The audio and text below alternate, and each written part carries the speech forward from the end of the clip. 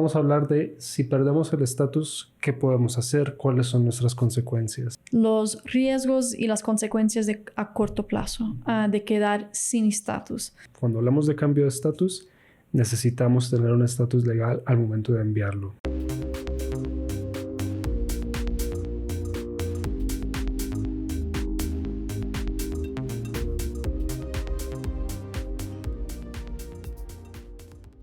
Bienvenidos nuevamente a nuestro podcast de Voces Inmigrantes. Yo soy Mauricio Torres. Y yo soy Tamis Gärtner. Y estamos aquí para ayudarles a entender el mundo de inmigración de Estados Unidos. Y hoy especialmente tenemos un tema importantísimo para todas las personas que ya están en Estados Unidos o que van a venir a Estados Unidos y están confundidos tal vez con el tema de quién es ilegal, quién tiene presencia ilegal, el estatus, me quedé sin estatus, todavía tengo estatus o no. Vamos a hablar de si perdemos el estatus, ¿qué podemos hacer? ¿Cuáles son nuestras consecuencias? Exacto. Y específicamente vamos a hablar entonces del cálculo que tiene que hacer en relación a su presencia ilegal y también de los perdones que puede buscar o las exenciones que existen para hacerlo en el mundo de cambio de estatus o entonces ajuste de estatus para la Green Card y también el proceso consular, obviamente. Sí. Entonces, estén atentos, vamos a definir todo esto, pero primero queremos hablar un poco de noticias, cosas que están pasando en el mundo de inmigración relacionadas con este tema. La primera es que inmigración ha estado reportando más y más que las personas están entrando a Estados Unidos y a pesar de que ya vence su estatus, se quedan en el país o personas que entran a Estados Unidos y hacen cualquier otra cosa que no era realmente lo que dijeron que iban a hacer. Un ejemplo que hemos visto frecuentemente ahora es sobre todo con los estudiantes. Los estudiantes que logran conseguir su visa, pero luego entran a Estados Unidos y cambian inmediatamente de escuela o nunca se registran, nunca se matriculan realmente con la escuela. Eso es un tema bien importante porque tal vez nos olvidamos de las consecuencias que esto puede tener para el mismo estudiante como para las escuelas también. Piénsenlo de esta manera. Si ustedes entran con visa de estudiante y le dijeron a una escuela, yo empiezo a estudiar el día que inician las clases y nunca aparecen, hay consecuencias para esa escuela que pueden ser duras. Por ejemplo, no se registran estudiantes y pasan 50, 60 alumnos que nunca aparecieron. La escuela tal vez tenga que despedir a los profesores, tal vez no pueda continuar con el programa que quería ofrecer y hasta puede afectar que la escuela pueda renovar su registro en el futuro con inmigración. Entonces, cosas por tener en cuenta que son importantísimas, no solamente para uno, sino también tener conciencia de que las acciones de uno pueden afectar a las compañías, escuelas que querían traerlo a uno al país. Entonces, obviamente queremos que la imagen del inmigrante siga siendo trabajadora, luchadora y que queremos hacer lo que nos proponemos hacer, cumplir con nuestros sueños y en eso contamos con todos, ¿no? Así es. Es una dica importante y desafortunadamente es una realidad que muchas escuelas están enfrentando y queremos nada más documentar y relatar a ustedes que no deberías hacer esta forma, pero ahí ustedes deciden. Así es. Bueno, perfecto. La otra noticia es una bien corta. Es nada más una explicación del efecto de la pandemia en los procesos. Antes de la pandemia, el proceso inmigratorio normalmente era bien tranquilos, no tardaba mucho, pero desde la pandemia están tardando más y más. Y esto incluye también los perdones. Entonces, los perdones que puede aplicar, por ejemplo, para un ajuste de estatus o entonces un cambio de estatus. Si estás aplicando un perdón junto, va a tardar mucho más. Entonces, por ejemplo, en la 601A, que es el perdón por ter quedado sin estatus un tiempo específico, está tardando entre 3 a 4 años actualmente y esto afecta su plan. Tiene que mantener su estatus por más 3 o 4 años o entonces tiene que quedar esperando en su país por más tiempo. Entonces, la espera se ha aumentado y ahí, obviamente, también ha afectado sus planes en relación a aplicar a una Green Card o cambiar a otra categoría de estatus. Exactamente. Entonces, tengan mucho cuidado si tienen que hacer un proceso de estos porque se va a demorar tal vez no es lo que ustedes habían planeado o la estrategia que les había dado el abogado, pero desafortunadamente con la pandemia cambió muchísimo la demora de todos esos procesos. Entonces, estén pendientes de sus fechas. Y bueno, entremos ya al tema que nosotros queríamos hablar hoy, que es la pérdida de estatus. ¿Qué hacemos? ¿Cómo podemos entonces determinar esas consecuencias que vamos a tener? Antes de entrar, digamos, a explicar las consecuencias, queremos definir ciertas cosas que a veces ustedes han escuchado, pero que puede que signifiquen algo diferente. Siempre hemos escuchado de que si una persona se quedó sin estatus es ilegal. Y realmente tenemos que considerar, bueno, quién es ilegal, quién tiene presencia ilegal y quién simplemente no tiene estatus, ¿cierto? Entonces, la persona ilegal es la persona que, comúnmente hablando, entró por la frontera, nunca realmente tiene una visa, nunca tenía autorización de entrar a Estados Unidos y simplemente ahora está aquí sin nada, digámoslo así. Tenemos la persona que tiene presencia ilegal. Esta persona es la persona que entró con visa, cualquier tipo de visa, se quedó sin estatus, o sea, venció la fecha en la que podía permanecer en el país y nunca salió. Y ahora tiene presencia ilegal. Esa presencia ilegal empieza a contar desde el momento en el que nos quedamos sin estatus. Y puede que haya personas, como los estudiantes, vamos a hablarlo después, que no tienen esa autorización de estar en el país, pero tampoco tienen una presencia ilegal. Están, yo digo, en un limbo en el que no están ilegales, pero tampoco están con esta vía autorizada. De estatus. Así es. Bueno, y entonces con esa distinción de los términos que utilizamos, podemos hablar un poco de los perdones que existen y los cálculos también de cómo llegar a saber si sí o no necesitas de un perdón. Lo más común es un cálculo de 180 días. Entonces, supongamos que entró como turista, le dieron 6 meses y ahí quedó más tiempo. Ahí es donde entra un perdón, entra un castigo de 3 años. Y este castigo quiere decir que en el momento que salga del país, activa el castigo de que no podrá regresar, mismo con visa válida, por 3 años. Tiene que esperar esos 3 años o buscar un perdón para poder regresar antes de los 3 años. Entonces, recuerden que esa es la ley, como decimos, de los 180 días. Si ha violado su estatus o si ha quedado técnicamente con presencia ilegal, ahí entra este castigo. ¿Qué otro más? Existe también el que si usted se quedó más de 1 año dentro de Estados Unidos y no tenía presencia legal, o sea, ya se había expirado su estatus, si usted sale y activa el castigo, Inmigración ahora le dice, ok, si tienes 1 año completo o más, entonces no puedes regresar a Estados Unidos hasta que hayan pasado 10 años. Entonces, 3 años para los 180 días, 1 año para esos 10 años de castigo que no puede regresar. Si quiere regresar, tiene que pedir un perdón antes de que Inmigración le permita volver. Ahora, sabemos que hubo una situación en el pasado en el que algunos oficiales del aeropuerto dejaban que la persona entrara.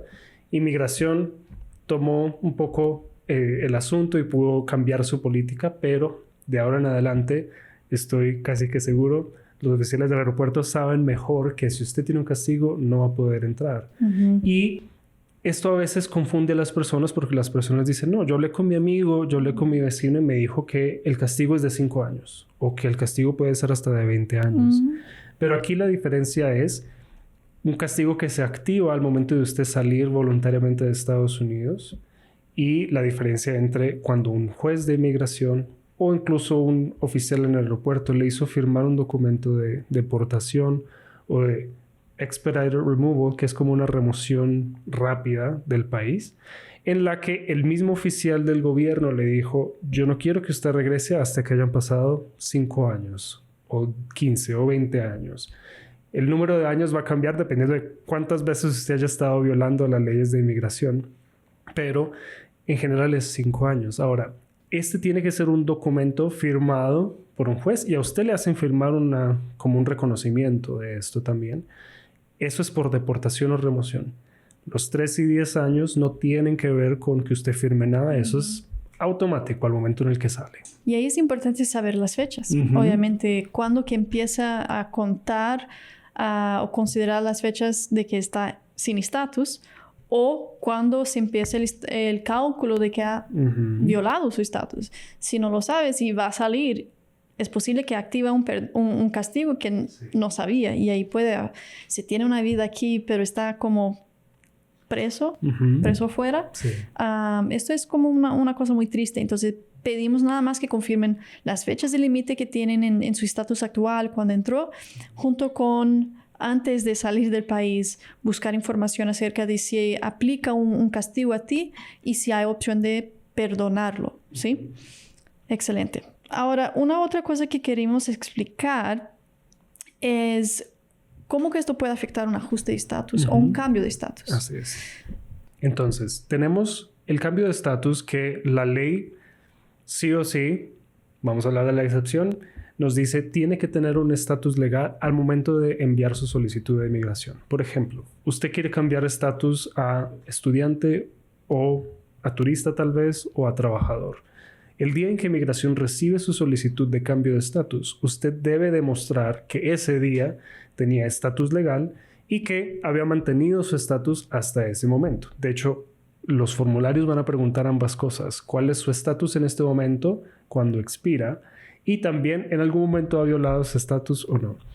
Si usted llega a responder que ha violado su estatus o tiene una fecha de vencimiento de su estatus que ya pasó, Inmigración tiene argumento de decir, te quiero negar el caso a menos que me pruebes que tienes algún argumento, y esta es la excepción, que demuestre que estuvo fuera de tu control el que hubieras enviado la solicitud tarde.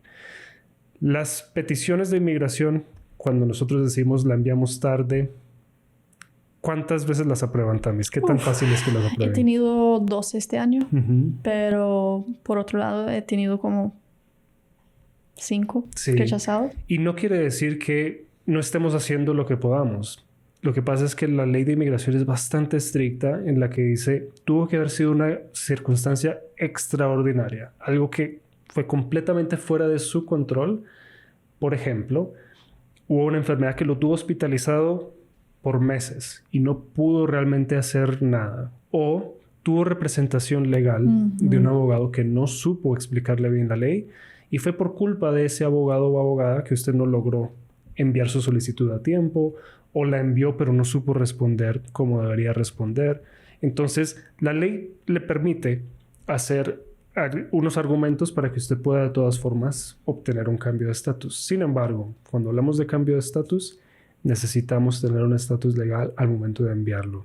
Y ahí que entra como un punto importante con los cambios. Si está aplicando fuera de estatus y está intentando argumentar que fue una situación fuera de su control, de que quedó sin estatus, tiene que documentar todo lo que pasó. No es suficiente decir nada más, no fue mi culpa. Es extremadamente importante que puedes probarlo porque recuerda, ¿quién tiene cómo que es el cargo? La carga. La carga de probar que califica o que de verdad fue una situación extraordinaria. Es usted que está aplicando para el cambio. La inmigración no va a buscar nada por ti. Ellos van a validar lo que enviamos y ahí decidir. Entonces, documentar, por ejemplo, la situación médica o las comunicaciones con este abogado anterior o abogada será muy importante para poder justificar que califica para este perdón. Así es. Y entonces pasamos al tema de, el ajuste de estatus. Recuerden, cambio es estatus de no inmigrante. Ajuste, pasamos de no inmigrante a una residencia permanente. Cuando hacemos ajuste de estatus, Inmigración también tiene leyes de qué podemos hacer cuando tenemos estatus o cuando no tenemos estatus. Empecemos con la norma general. La norma general es, necesita estatus legal y necesita demostrar que también mantuvo su estatus legal todo ese tiempo. ¿A qué nos referimos con mantener el estatus? Nos referimos a no haber violado su estatus. Por ejemplo, el turista no puede trabajar. Si el turista trabajó, violó su estatus. El estudiante solo puede trabajar dentro del campus a menos que tenga autorización de inmigración. Si el estudiante trabajó por fuera sin autorización, violó su estatus. Entonces, mantener estatus es hacer lo que le permite hacer su visa. Y si su visa no le permite hacer algo, violó ese estatus. Entonces, para el ajuste, para la residencia, tenemos que probar. Tenemos estatus al momento de enviar la solicitud y nunca violamos nuestro estatus. Ahora, hay excepciones. Hablemos una de empleo primero y hablemos una de familia. Entonces, ¿cuál es la excepción que tenemos en empleo? Bueno, entonces la excepción o la exención que tenemos en el mundo de EB1, EB2, EB3 es llamado la 245K. Esta es la parte de la ley escrita claramente que dice, si has violado su estatus o entonces quedado sin estatus en los Estados Unidos por menos de 180 días, usted puede aplicar a un ajuste, que sería la Green Card, sin castigo. Ellos van a perdonar automáticamente, no necesitas enviar un formulario adicional o pedir algo adicional, es automático y lo van a aceptar y procesar. Pero el cálculo de los 180 días es muy específico y puede ser que estaba manteniendo estatus, pero estaba violando al mismo tiempo y ¿conta? Sí, conta contra. Entonces es importante que tenemos como una tabla de las fechas, si ha violado, cómo, porque no es nada más la última entrada, es todo su tiempo a veces. Exacto. Entonces ahí tenemos que calcularlo. Pero esta es la exención de los 245K en el mundo de empleo. Perfecto. Ahora hablemos un poco de la excepción para familia. En familia hay ciertas categorías, y si vieron nuestro episodio anterior, mencionamos esto un poco. Hay ciertas categorías que son diferentes al boletín de visas. Esas son el padre de un ciudadano de Estados Unidos, el hijo menor de 21 de un ciudadano de Estados Unidos y el cónyuge de un ciudadano de Estados Unidos.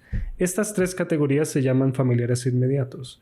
Los familiares, al momento de enviar su solicitud de ajuste de estatus de la residencia, no tienen que probar que tienen estatus legal y tampoco tienen que probar si mantuvieron su estatus todo el tiempo. Es decir, no tuvieron ninguna violación de estatus. ¿Por qué esto es bueno? Porque es un perdón automático. La ley le permite a estos familiares incluso responder que sí se quedaron sin estatus y que sí violaron su estatus en algún momento, por ejemplo, trabajando sin autorización. Pero le dice a la persona, tranquilo, diga que sí.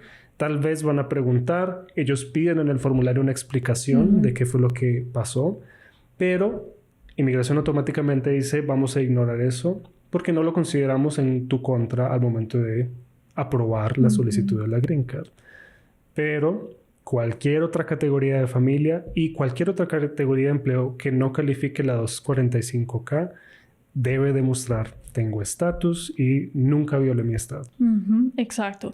Y entonces con la cuestión de estatus es fácil calcular si hay una fecha límite de que puede quedar. Por ejemplo, los turistas normalmente 6 meses o visa de trabajo. Ahora, con los estudiantes y los J1, intercambistas y trabajadores, no hay una fecha límite. No. Entonces, cuando ellos entran, sí son admitidos como F1 o J1. Pero cuando miras la fecha límite, hay como una DS. En inglés es llamado Duration of Status.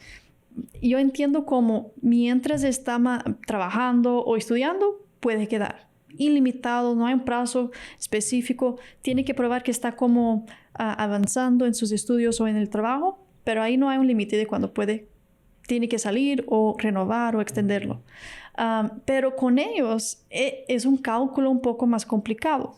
¿Cómo que funciona? Entonces, cada una de esas visas tiene un documento importantísimo que les explica cuánto dura el programa, ya sea de trabajo o intercambio o el programa de estudios. Para los estudiantes el formulario I-20 y para los J1 el formulario DS-2019. Estos dos formularios tienen una fecha de inicio y una fecha de terminación. J1 es el programa como tal y el I-20 muchas veces son 2, 3 semestres. A veces es todo el programa, por ejemplo en una universidad. Pero tenemos que ir renovando estos documentos. Tal vez el J1 no puede renovar casi siempre porque el auspiciador o el sponsor del programa dice yo solamente te doy 6 meses y en 6 meses sales. Pero el estudiante es más flexible. El estudiante puede transferir de escuela, el estudiante puede avanzar a otro nivel, el estudiante incluso puede hacer, supongamos, un título profesional y luego un posgrado, una maestría, un doctorado. Entonces, el estudiante puede seguir avanzando. Y Inmigración, en vez de decir queremos una extensión cada 6 meses, le da autorización a la escuela de poder seguir extendiendo esa autorización para que la persona se quede. Ahora, ¿qué pasa entonces cuando el estudiante o el trabajador decide hacer algo fuera, decide violar su estatus al trabajar, al dejar de ir a la escuela. Ahí es el mismo cálculo como para el castigo de 3 o 10 años. Entonces, básicamente, si tenemos un cliente que ha entrado como estudiante, pero 2 meses después de entrar, empezó a trabajar, abrió una empresa y ahí quedó por 1 año. Pero después la cerró y continuó estudiando. Nadie va a saber. No es verdad. Porque cuando aplicar un cambio de estatus o al ajuste de estatus, ellos van a preguntar directamente si has violado su estatus. Y es muy probable en el mundo digital que estamos hoy día que ellos pueden accesar alguna información para confirmar que de verdad estaba trabajando o que estaba violando su estatus. Entonces, por ejemplo, los registros de los negocios, de las empresas, es público. Entonces, si pongo ahí su nombre o entonces el nombre de su empresa, va a aparecer toda la información. Cuándo que fue abierta, cuánto tiempo, quién es el dueño y qué hacen. Entonces, esto es lo que decimos. Siempre hay algo que pueden buscar. Y la inmigración, sí, va a buscar esta información para saber de verdad. Pero si ha violado su estatus por más de 6 meses, entra el castigo. No hay ninguna exención de 245K. Y también tampoco puede beneficiar de algún otro perdón automático. Tendrá que buscar un perdón. Y ahora entramos entonces en los perdones y cómo calificamos y cómo que funciona. Perfecto. Entonces, inmigración le permite a la persona que ha violado su estatus o se ha quedado sin estatus que pida un perdón específico u otro tipo dependiendo de la situación específica. La mayoría de categorías, inmigración dice, mire, si la única razón por la que usted tal vez no califica para un ajuste porque no me puede demostrar que tiene estatus hoy en día o no puede demostrar que nunca violó su estatus, hay un perdón específico. Sin embargo, cuando estamos en esa situación, la persona tiene que hacer una entrevista fuera de Estados Unidos. La razón es porque inmigración considera que para poder ser admisible, entonces tenemos que demostrar que nunca hubo violación. Si no somos admisibles, dice, bueno, no es que te quedes sin opciones, pero tienes que salir y terminar el proceso por fuera. Cuando salimos, si recuerdan lo que mencionamos al inicio, se activa el castigo de 3 o 10 años. Entonces, inmigración dice, si el único castigo que tienes es de 3 o 10 años, envíame un perdón provisional, le llaman, el 601A, en el que te voy a perdonar provisionalmente ese castigo de 3 o de 10 años. ¿Para qué? Para que al momento del que salgas de Estados Unidos, aunque se activa el el castigo, automáticamente ya tienes un perdón y la embajada puede aprobarte. Ahora, el punto importante aquí es la única razón. Si la única razón es el castigo de 3 o 10 años, puedes enviar el perdón. Pero, ¿qué pasa entonces si tenemos más razones como algún delito o tema criminal en el pasado? Supongamos entonces la situación de esta persona que se aplicaba el castigo, salió, activó el castigo, pero tenía un perdón provisional, nada más por estatus, sin estatus. Llega a la entrevista, el oficial dice, mira, hay como 3 delitos aquí que no podemos aprobar porque no califica. Negado, rechazado. Ahora, el perdón condicional no aplica porque obviamente hay otros puntos que descualifican. Tendrá que buscar una otra forma de un castigo y aquí es llamada la 601. Es un poco diferente la 601 en la forma que busca, pero también cómo califica para el perdón. Empezamos entonces nada más con la forma. En la 601, si aplica, primero tiene que ser rechazado. Porque podemos decir, mira, ese es el motivo que van a rechazar, pero no tenemos la negación oficial indicando cuál es el motivo. Podemos aplicar a este castigo solo después que ha sido rechazado y ahí el oficial identifica exactamente el motivo, la parte de la ley y ahí pedimos un perdón de esta parte y también por ter quedado sin estatus. Entonces, esto es después del rechazo en el consulado o ajuste de estatus. El provisional, que es por estar sin estatus, puede hacerlo antes. No es necesario que le rechazan y indican el motivo. Podemos hacerlo antes para que cuando salga, queda ahí, nada más hace la entrevista y regrese. Ahora, es diferente cómo calificar, ¿sí? ¿Cómo es? Entonces, puede que parezca todo sencillo hasta el momento. bueno, si son solo los 3 o 10 años, pido un perdón. Si es algo criminal, espero que me rechacen y pido un perdón. El problema es cómo pedimos el perdón. Inmigración tiene 2 puntos importantísimos. 1, tenemos que demostrar que hay un familiar que califica para poder ser la parte principal del perdón. Si estamos hablando del 601A, solo por el castigo de 3 o 10 años, el único o los únicos familiares que califican son padres, residentes o ciudadanos, o un cónyuge residente o ciudadano. Los hijos ciudadanos no entran, los hermanos ciudadanos tampoco entran, los tíos, las abuelas, desafortunadamente no. Así que únicamente padres y cónyuges residentes o ciudadanos para este perdón de 3 o 10 años. Hay muchos casos tristes de familias en las que podría hacerse todo el proceso, pero por el perdón, porque no tienen un familiar, no podemos hacerlo. Y en el caso de un tema criminal, solamente en el caso de un tema criminal, ahí sí podemos incluir a los hijos ciudadanos. Entonces, independiente de qué edad tengan, podemos incluir a los hijos. Ese es el punto 1. El punto 2, todavía tenemos que demostrar que ese familiar, el padre o cónyuge, o en el caso criminal, los hijos también, va a sufrir de manera extrema si ustedes no pueden quedarse en Estados Unidos con ellos. Entonces, ¿cómo demostramos eso? Entonces, es difícil, pero no es suficiente decir, mira, mi papá está aquí y necesito quedar para cuidar de él.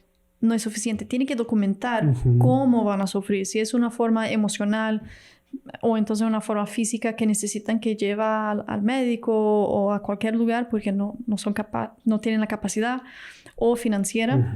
Entonces, supongamos que su mamá es residente, vive contigo, usted cuida de ella para todo, lleva al médico, paga por todo lo que es necesario. Ahí podemos probar que si usted no esté acá, su mamá va a sufrir. Y ahí es claro. Pero tiene que documentar todas esas cosas para que el oficial, cuando va a aprobar el perdón, entiende y puede poner ahí los 2 criterios probados. Y es el mismo con los cónyuges o entonces los hijos, igual en la parte criminal. Tiene que probar cómo que van a sufrir. Y ahí es donde entra como el consejo de qué documentos puede utilizar, si hay como buscar algo adicional para entonces hacer un caso muy fuerte. Ahora, hay otro punto que también se puede usar para poder enviar una solicitud de residencia dentro del país, pero es un poco más limitada. Y es la ley que es la 245I. Tal vez ustedes ya han escuchado hablar de esa, especialmente si son mexicanos, porque muchísimos familiares mexicanos enviaron solicitudes antes del año 2001. Ahora, no vamos a entrar en detalle con todos los requisitos, pero si usted o su familiar tuvo una petición de familia o una petición de empleo o una certificación laboral incluso iniciada antes del 2001, puede que hoy en día esa ley de que usted tenga que demostrar que tiene estatus o de que mantuvo su estatus durante todo este tiempo, puede que no aplique. ¿Por qué? Porque puede usted pagar una multa de $1,000, enviar un formulario adicional demostrando que tiene la solicitud, que estuvo en Estados Unidos, y es probable que Inmigración entonces le pueda dar una aprobación de su residencia a pesar de que no tenga entonces estatus legal. Entonces es algo súper importante que pueden usar y considerar. Así es. Y la petición puede estar aprobada o no. Exacto. La petición antigua. Entonces ahí también siempre pedimos si ha tenido alguna aplicación anterior porque estamos intentando ver si esto aplica a ti. Una última cosa es los riesgos y las consecuencias a corto plazo de quedar sin estatus. Primero, autorización de trabajo. No podrá trabajar porque no estará con su estatus activo o con una permisión. Obviamente, muchas personas trabajan y ahí tienen sus propias formas de trabajar, pero por ley no puedes trabajar.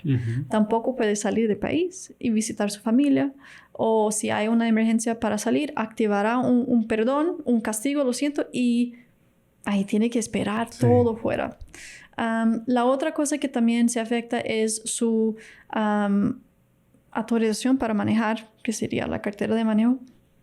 En varios estados, ellos no le dan si no tiene estatus en los Estados Unidos.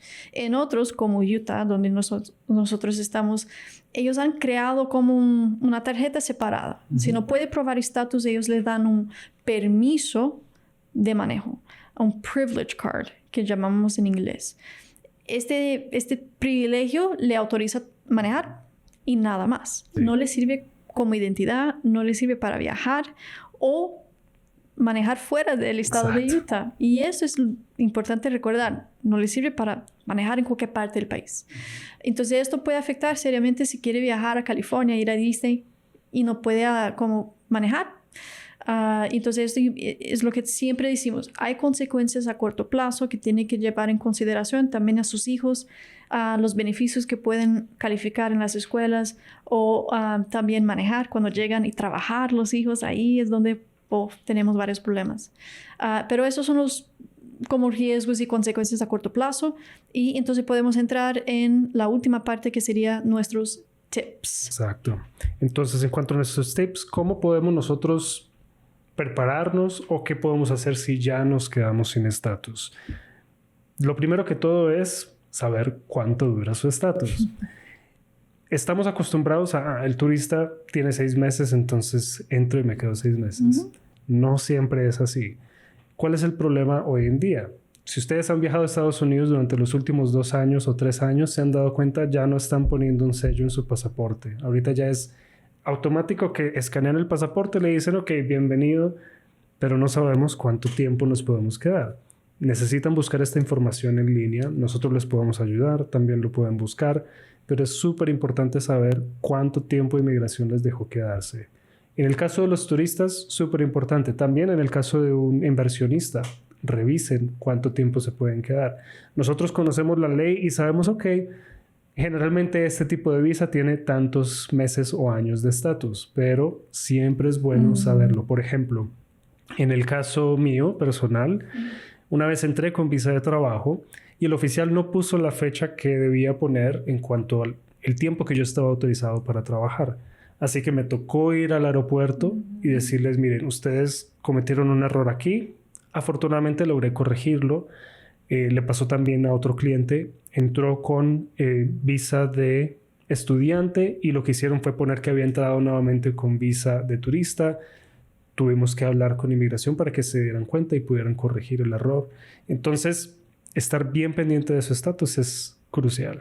Así es. Y desafortunadamente los oficiales cometen errores y tiene que buscar a cada entrada, inmediatamente busca la información para que nosotros podemos explicarlo y también ver las opciones. Y hemos tenido como una cliente que entró como turista y nos dijo, no, entré y tengo 6 meses. Y ahí buscamos y le dieron 2 semanas. 2 semanas, sí.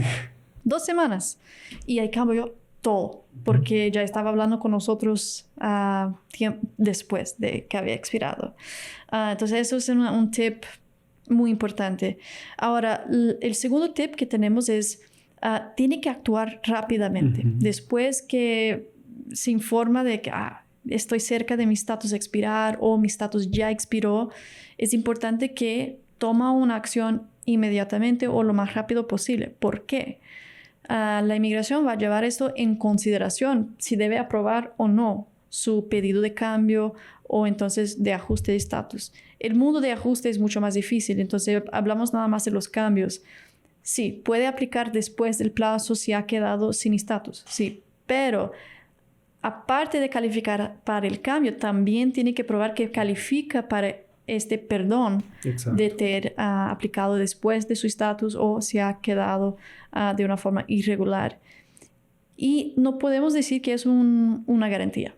Es un proceso más y más difícil porque ellos están verificando cuánto tiempo pasó, cuándo que supo que estaba sin estatus o que necesitaba corregirlo y cuánto tiempo tardó para entonces actuar con esta información.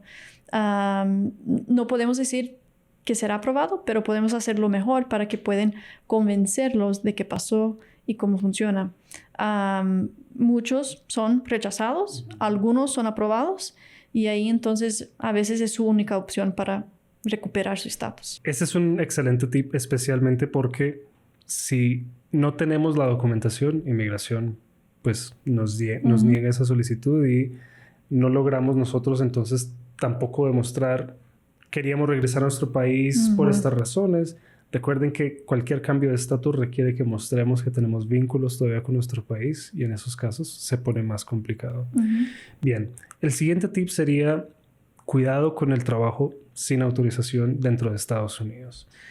Y vamos a hablar un poquito en detalle sobre eso, pero básicamente, si no tiene autorización, no trabaje. El trabajar sin autorización nos mancha nuestro estatus y nos hace que inmigración no nos apruebe muchísimas solicitudes, de cambio de estatus sobre todo, y también de solicitudes de residencia. Hablemos de un tema que tal vez es un poco popular después de la pandemia, que es trabajo remoto o trabajo virtual. ¿Se puede hacer? ¿No se puede hacer? ¿Qué piensas, Tamis? Entonces, es un tema más reciente y inicialmente durante la pandemia no estaba muy claro cómo que inmigración consideraba esto. A veces las personas se presentaban al aeropuerto y le decían voy a trabajar remotamente y dejaban entrar. Pero ahora es extremadamente claro la postura que tienen la inmigración sobre esto. ¿Qué es? Si estás trabajando dentro del territorio americano de los Estados Unidos, mismo si es una empresa fuera, mismo si está recibiendo en su país, pero está acá trabajando, no puede. Esto sería una violación y también no tiene el permiso para poder trabajar dentro de los Estados Unidos. Mucho cuidado entonces a decir a un oficial o en su formulario que va a trabajar de una forma remota. O entonces decir que tiene su empresa en su país y va a continuar siendo el dueño y todo estará, va a cuidar todo de acá. Igual, no tiene un permiso porque el trabajo será hecho todo dentro del país. No quiere decir que no puedes trabajar en ninguna forma. Obviamente cuando regreses, si salgas del país, puedes regresar a trabajar sin problema. Pero mientras estás dentro de los Estados Unidos, cualquier trabajo que no tiene un permiso de trabajo, no puede hacerlo. Sí, y me hiciste acordar de un caso de un cliente que, la verdad, pues, el cliente tenía la idea de cómo funcionaba la visa, pero completamente errado en cuanto a si calificaba o no. Por ejemplo, estaba la visa L, ¿cierto? La visa L para personas que se van a transferir de una empresa multinacional fuera de Estados Unidos y que van a entrar a Estados Unidos. Y la persona me dijo, sí, yo tengo 1 año trabajando para esa empresa. Y yo le dije, ok, ¿tienes manera de demostrarlo? Y me dijo, sí, el último año. Y yo le dije, pero ¿cuánto tiempo llevas en Estados Unidos? Los últimos 3 años. Y yo le dije, pero ese año trabajaste para la empresa fuera de Estados Unidos. Sí, la empresa está ubicada en mi país y yo he estado trabajando para esa empresa durante el último año. Desafortunadamente me tocó decirle a esa persona, bueno, no quiero usar esa experiencia porque en el momento en el que yo le diga a Migración, sí, trabajo para esa empresa, y Migración me dice, pero no estaba dentro de Estados Unidos. Yikes. Tenemos 2 problemas. No calificas para la visa L. Y segundo, trabajaste sin autorización. Esa persona tenía estatus de estudiante. Entonces, muchísimo cuidado con trabajo remoto. Tengan presente que si no hay autorización de empleo, dentro de Estados Unidos ustedes físicamente no pueden trabajar. ¿Ok? Y en una cosa adicional sería Uber, DoorDash, Amazon, o entonces abrir una LLC. Todo esto también igual es considerado trabajo. Sí. Ahora, abrir una LLC puede hacerlo como estudiante y turista que sea. Trabajar utilizando el nombre de la empresa o entonces trabajar en la empresa en sí, ahí es trabajo y no puede hacerlo. Entonces, mucho cuidado con trabajo remoto. Bueno, entonces el último punto que queremos dejarlos es documentación. Ya hablamos muchas veces en varios puntos documentar, pero recuerda, usted que está aplicando a un cambio, entonces a una residencia, tiene la carga de probar que califica. Y el punto inicial de todos es, ¿tiene estatus? ¿Ha violado su estatus? Si tiene que contestar no a una de estas, tiene que probar por qué y si califica a una exención, a un perdón. Entonces recuerda, a veces nosotros latinos no estamos acostumbrados a documentar todo, sí. Entiendo, pero es extremadamente importante poner todo, escanearlo, poner una pasta para que en el momento que aplicas ya tiene todo listo y no es como una locura de buscar cartas y firmar y cambiar las fechas y hacer todo. Entonces, eso es el consejo más importante en este punto de estatus. Estoy de acuerdo, es el más importante. Si inmigración quiere ver documentación, la va a pedir. Y si usted no la tiene, especialmente con cambios de estatus anteriores, con documentos de inmigración en el consulado, estudiantes, sus I-20s, todos los I-20s que tengan, pónganlos en un solo lugar, porque inmigración puede y lo hace frecuentemente. Quiero ver todos los I-20s que le han dado a este estudiante. Súper importante. Cualquier documento de inmigración, ténganlo todo en el mismo lugar para que sea mucho más fácil cualquier proceso futuro. Y una última cosa antes de cerrar. A veces pensamos que, bueno, hice 3 cambios. Inmigración sabe de esto. Ellos tienen todos los registros, tienen los documentos porque ellos mismos aprobaron. No es verdad. Sí, ellos pueden buscarlo, pero como la carga es suya de probarlo, ellos no van a buscar nada por ti. Usted tiene que presentar todos los I-20s, como mencionaste, o entonces todas las aprobaciones, o todas las DS 2019, para probar que nunca ha tenido como un tiempo sin estatus. Entonces, esto es importante recordar que sí, ellos tienen acceso a esto, pero no le van a buscar por ti. Así es. Entonces, muchísimas gracias por acompañarnos en este episodio de hoy. Sabemos que tiene muchísima información. Sabemos que tal vez quedaron ustedes con algunas preguntas. Para eso estamos nosotros. Somos abogados y queremos ayudarles a que puedan saber qué hacer si están a punto de quedarse sin estatus, si quieren planear para su futuro, si ya no tienen estatus y quieren ver sus opciones. Para eso estamos. Entonces, muchas gracias. Igual, pedimos que nos sigan en las redes sociales porque ahí tenemos muchas más informaciones recientes, videos, y puede entender un poco más de otras partes de la ley de inmigración. Entonces, esto les pedimos, y también si hay una pregunta específica, ponga ahí en los comentarios que podemos contestarlo en, por ejemplo, Instagram o entonces un otro episodio. Entonces, esto es lo que pedimos. Sí. Y para dejarlos, digamos, que sepan un poco más de nuestro próximo episodio, vamos a tener otra vez un invitado especial. Entonces, queremos compartir más historias con ustedes y también queremos que ustedes compartan sus historias con nosotros. Pero bueno, nos veremos ya entonces hasta el próximo. Hasta.